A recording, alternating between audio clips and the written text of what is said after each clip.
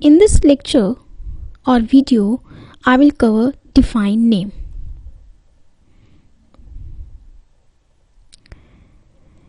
By using define name, we can define the name of the cell or the table, and when we define this name, later on we can use this name in my formula instead of selecting the data range.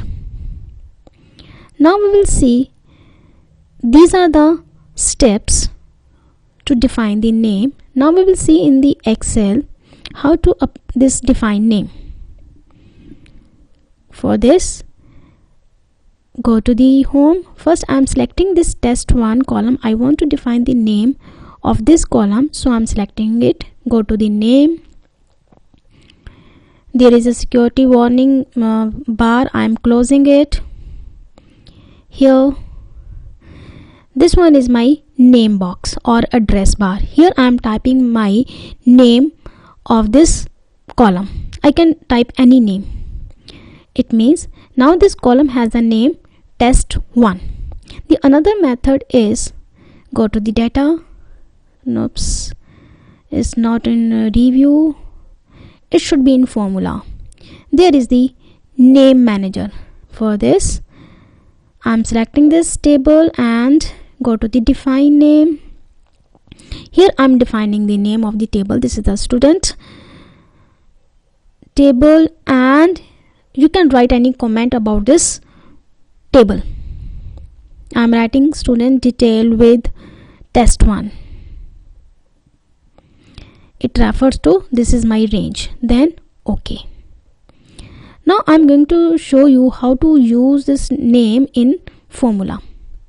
Suppose I want to calculate the maximum marks from this test1.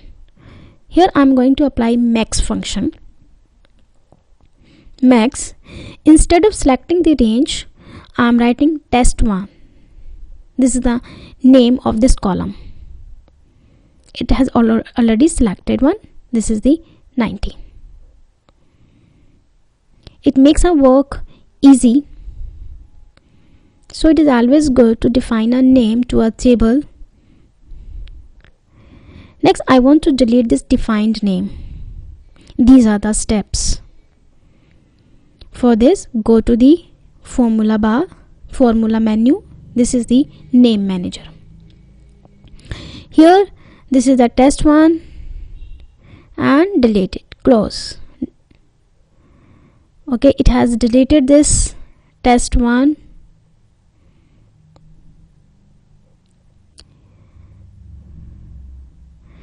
This is how we can delete the